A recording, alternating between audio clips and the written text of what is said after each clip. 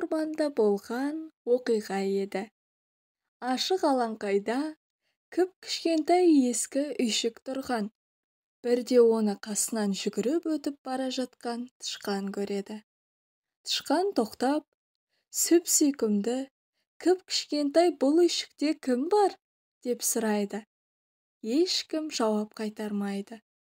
Тышқан бос үйшікке кіріп, осында тұрып жатады. Біраз уақыттан кейін үйшіктің маңына секіріп, бақа келеді. Сүп-сүйкімді, кіп-кішкентай, бұл үйшікте кім бар екен? Мен тықырлауық тышқанмын, ал сен кімсің? Мен бақылдауық бақамын. Кел бірге тұрайық. Бақа бақ-бақ деп бақылдап, үйшікке секіріп кіріп кетеді. Тышқан екеуі тіл табысып бірге тұрады. Енді үйшік қасына ытқып-ытқып қоян келеді. Сүп-сүйкімді, кіп-кішкентай, бұл үйшікте кім бар? Деп сұрайды. Мен тықырлауық тышқанмын.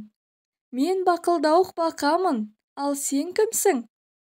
Мен қорқақ қоянмын. Кел бірге тұрайық. Қоян да үйшікке кіреді. Осылай үшеуі бірге өмір сүреді. Алыстан бұл үйшікті түлкі көреді. Ақырын басып жақын келіп, терезесін қағады да: Сүп-сүйкімді, кіп-кішкентай, бұл үйшікте кім бар екен? Деп сұрайды. Мен тықырлауық тышқанмын. Мен бақылдауық бақамын. Ал мен қорқақ қоянмын. Өзің кімсің? Деп сұрайды. Мен қу түлкімін. Кел бірге тұрайық. Үйшіктен түлкіге де орын табылды. Достар енді төртеу болды. Үйшікке тілі салақтап, айналасына алақ-жұлақ қарап, қасқыр жетеді. Ол есікті қағып, қырылдаған даусымен: Сүп-сүйкімді, кіп-кішкентай, бұл үйшікте кім бар екен? Деп сұрайды. Мен тықырлауық тышқанмын. Мен бақылдауық бақамын. Ал мен қорқақ қоянмын. Мен қу түлкімін. Ал сен кімсің? Мен сұр қасқырмын. Кел бірге тұрайық.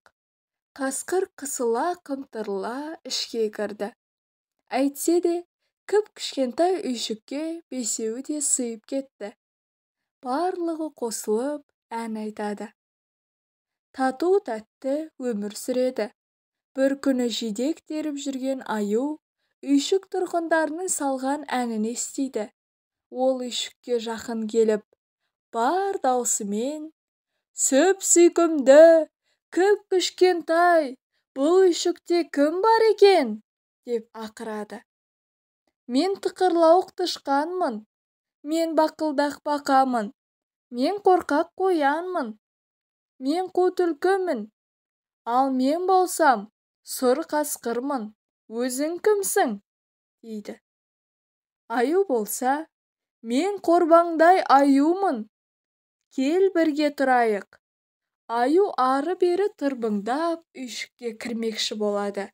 Бірақ оның басы еңгенмен денесі сыймайды. Амалы таусылған аю: Ендеше мен үйшіктің шатырына шығып тұрайын, дейді. Жоқ, сен үлкенсің. Сені кішкентай үйшігіміз көтере алмайды. Қиратасың ғой, деп шырылдайды іштегілер. Қорықпаңдар, түк те болмайды, деп аю олардың сөздеріне құлақ аспайды.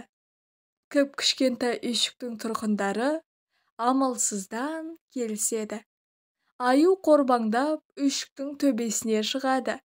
Сол-ақ екен, ескі үйшік сықырлап, шашылып қалады. Тықырлауық тышқан, бақылдауық бақа, қорқақ қоян, қу түлкі, сұр қасқыр барлығы аман-есен үйшіктен шығып үлгереді. Аюға олар ренжімейді. Қайта барлығы бірігіп, бөренелерді тасып, тақтайларды сүргілеп, жаңа үйшік тұрғызуға кірісіп кетті. Осылайша достар өздеріне әп-әдемі, жап-жаңа, үлкен үйшік соғып алыпты.